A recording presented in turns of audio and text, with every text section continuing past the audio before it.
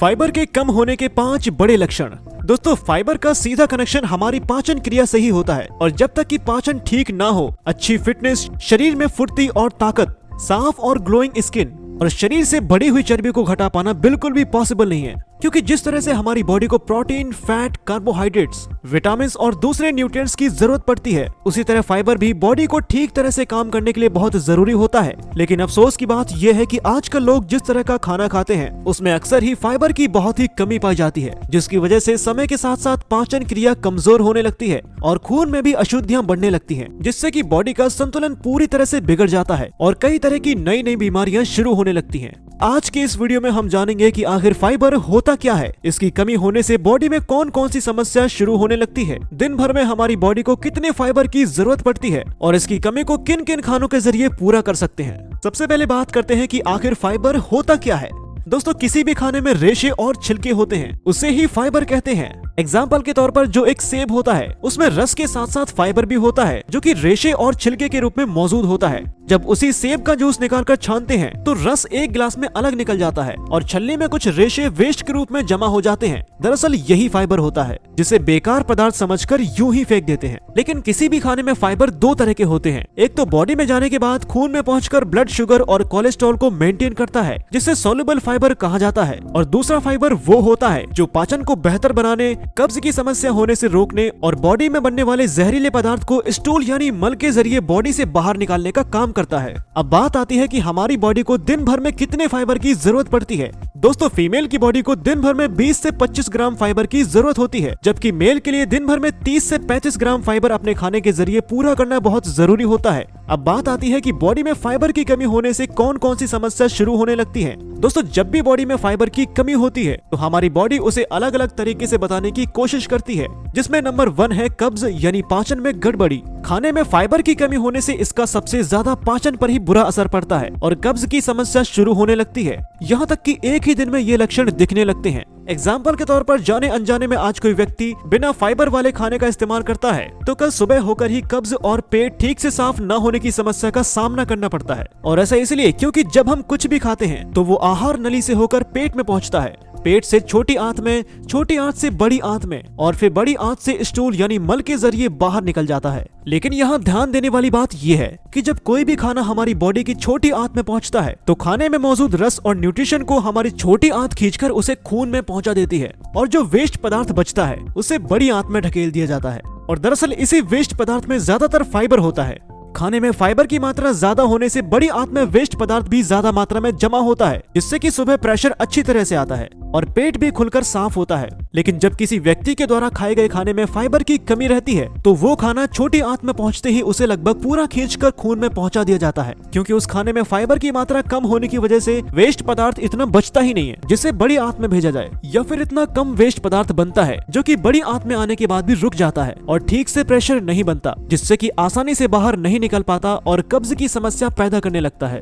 और यही वजह है कि जो लोग ज्यादातर बिना फाइबर वाले खाने का इस्तेमाल करते हैं उनमें अक्सर ही कब्ज की समस्या देखने को मिलती है। हालांकि कई बार पानी बहुत कम पीने की वजह से भी स्टूल पूरी तरह से सूख जाता है और कब्ज की समस्या शुरू होने लगती है। इसलिए अगर खाने में फाइबर की कमी को पूरा करके सही मात्रा में पानी पीने का भी ख्याल रखा जाए तो कब्ज की समस्या को कुछ दिनों में ही काफी हद तक ठीक किया जा सकता है, जो कि आगे इसी वीडियो में हम जानेंगे कि फाइबर की कमी को किन किन खानों के जरिए आसानी से पूरा किया जा सकता है। नंबर 2, फाइबर की कमी का दूसरा लक्षण है ब्लड शुगर फ्लक्चुएशन, जिसका मतलब है कि खून में शुगर की मात्रा एकदम से बढ़ जाना और फिर तुरंत एकदम से कम हो जाना। क्योंकि जब कोई व्यक्ति बिना फाइबर वाले खाने का इस्तेमाल करता है तो उसमें मौजूद शुगर, कार्बोहाइड्रेट और दूसरी कैलोरीज तुरंत खून में पहुंचकर ब्लड शुगर को इंक्रीज कर देता है, जबकि फाइबर वाले खाने का इस्तेमाल करने से ये शरीर में धीरे धीरे एब्जॉर्ब होता है और ब्लड शुगर को अचानक से इंक्रीज भी नहीं करता। और यही वजह है कि डायबिटीज वाले लोगों को डॉक्टर हाई फाइबर फूड खाने की सलाह देते हैं। Number 3, high cholesterol. तो खाने में मौजूद फाइबर पाचन क्रिया के दौरान ब्रेक डाउन हो जाता है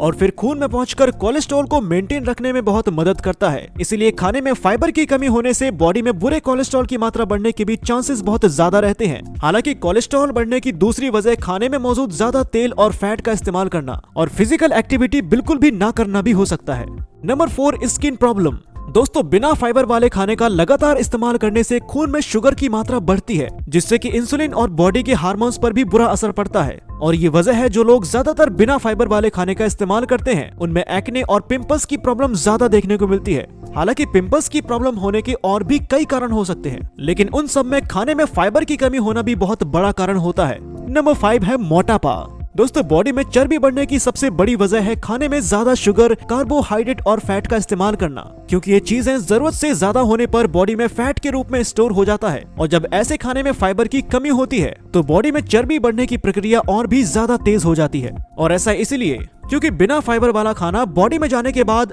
उस खाने में मौजूद कैलोरीज पूरा का पूरा तुरंत एक ही बार में खून में पहुंच जाता है, और उसमें से कुछ कैलोरीज हमारे द्वारा सांस लेने, बात करने और कोई काम करने में इस्तेमाल होता है। और अगर कोई व्यक्ति ज्यादा मेहनत का काम नहीं करता तो जो भी कैलोरीज खून में बनता है तो वो फैट के रूप में बॉडी के अलग अलग हिस्सों में स्टोर होने लगता है, और जिससे कि व्यक्ति मोटापे का शिकार हो जाता है। जबकि फाइबर वाला खाना बॉडी में जाने के बाद ये कैलोरीज को कंट्रोल करके रखता है और एक बार में उतना ही कैलोरीज हमारे खून में रिलीज करता है जितना कि हमारी बॉडी को जरूरत होती है। और यही वजह है कि जब भी फिटनेस या फैट लॉस की बात आती है तो उसमें हाई फाइबर फूड का ही ज्यादा से ज्यादा इस्तेमाल किया जाता है। हालांकि कई बार किसी बीमारी, जेनेटिक प्रॉब्लम्स या फिर मेटाबॉलिक डिसऑर्डर की वजह से भी कुछ लोग मोटापे के शिकार हो जाते हैं। अब बात करते हैं कि फाइबर की कमी को किस तरह से पूरा किया जा सकता है। दोस्तों फाइबर के बेस पर सभी नेचुरल खाने को 3 कैटेगरी में डिवाइड किया जा सकता है, लेकिन इन खाने की चीजों के बारे में जानने से पहले कुछ ऐसे खाने के बारे में जानना जरूरी है जिसमें एक तो फाइबर बिल्कुल भी नहीं होता और दूसरा ये कि उसमें शुगर और फैट बहुत ज्यादा मात्रा में मौजूद होती है, जिससे कि हमारे पाचन और शरीर को बहुत ज्यादा नुकसान पहुंचता है, जैसे कि चाय, बिस्किट,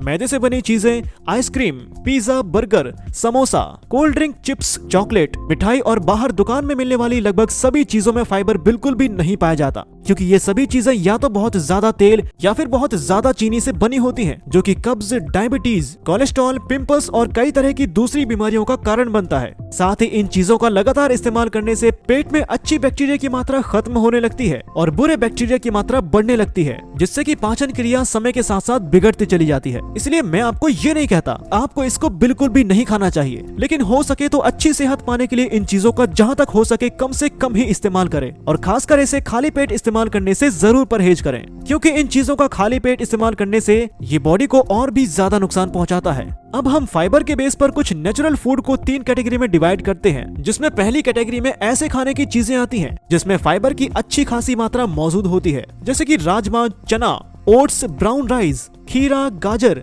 चुकंदर, ब्रोकली, मटर, पालक और सभी तरह की दालें, सेब, केला, अमरूद, कीवी, नाशपाती और सभी तरह के फल और सब्जियों में फाइबर अच्छी मात्रा में पाया जाता है। दूसरी कैटेगरी में ऐसे खाने की चीजें आती है जिसमें फाइबर तो होता है, लेकिन अक्सर ही उसे निकाल कर फेंक दिया जाता है, जिसकी वजह से उसमें फाइबर की मात्रा में कमी आ जाती है। जिसमें बिना छिलके वाला आलू और रोटी बनाने में आजकल जिस तरह के मैदे की तरह महीन आटे का इस्तेमाल किया जाता है, उसमें भी फाइबर की ना के बराबर मात्रा होती है। और तीसरी कैटेगरी में ऐसे खाने की चीज आती है जिसमें फाइबर बिल्कुल होता ही नहीं है, और इस कैटेगरी में सफेद चावल, मांस, मछली, अंडा और सभी तरह के नॉन वेज फूड आते हैं। अब ये हमारे लिए समझना जरूरी है कि हमें इनमें से किसी भी खाने की परहेज करने की जरूरत बिल्कुल भी नहीं है, बल्कि इसके इस्तेमाल करने का सही तरीका जानने की जरूरत है। इसलिए अब हम बात करते हैं कि इन चीजों को खाने का सही तरीका क्या होना चाहिए। दोस्तों हम देख सकते हैं कि पहली कैटेगरी में सभी फाइबर वाली खाने की चीजें हैं, जबकि दूसरी और तीसरी कैटेगरी में मौजूद खाने में या तो फाइबर बहुत कम मात्रा में मौजूद होता है या फिर बिल्कुल होता ही नहीं है। और यही अक्सर लोग गलती करते हैं, क्योंकि खासकर जो लोग रोटी या फिर सफेद चावल के साथ मांस, मछली,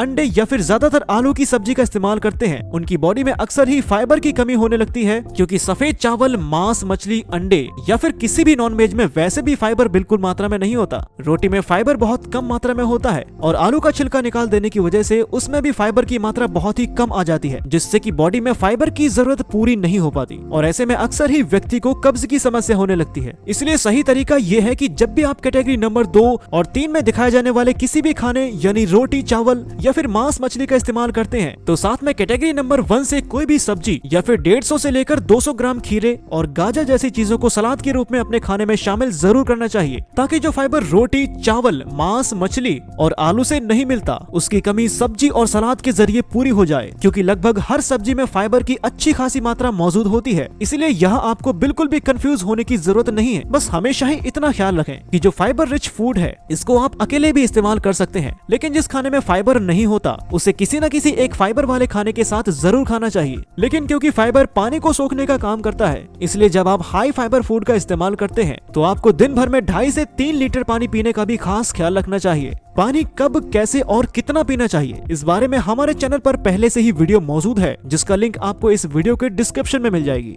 मैंने फाइबर वाली जो भी खाने की चीजें बताई हैं, उसमें किस खाने में कितना फाइबर होता है ये आप गूगल में सर्च करके भी देख सकते हैं, या अगर आप चाहे तो मैं कोशिश करूंगा कि किस खाने में कितना फाइबर मौजूद होता है इस बारे में भी एक अलग से ही वीडियो बना दूं। मैं आपको बताना चाहूंगा कि आने वाला नेक्स्ट वीडियो एक ऑडियो पॉडकास्ट होगा, जिसमें वीडियो, एनिमेशन और प्रेजेंटेशन नहीं बल्कि एक टॉक शो की तरह लंबी बातचीत होगी, जिसमें इस टॉपिक से रिलेटेड शुरू से लेकर आखिर तक बिना कुछ मिस करे सारी डिटेल कवर की जाएंगी। इसे आप आराम से बैठकर सुन सकते हैं और भरपूर नॉलेज गेन कर सकते हैं। ये ऑडियो पॉडकास्ट की एक सीरीज होने वाली है, जिसमें चैनल पर आपको इस तरह के वीडियोस हर वीक मिलते रहेंगे। इस तरह के हेल्थ से जुड़े और भी वीडियोस को देखने के लिए फिटनेस सीक्रेट को सब्सक्राइब करें और बेल आइकन को दबाकर नोटिफिकेशन को जरूर ऑन कर लें। अगर आपको आज का ये वीडियो पसंद आया हो तो इसे लाइक और शेयर करना ना भूलें। किसी भी तरह का सवाल या सुझाव हो तो हमें कमेंट के जरिए जरूर बताएं। धन्यवाद।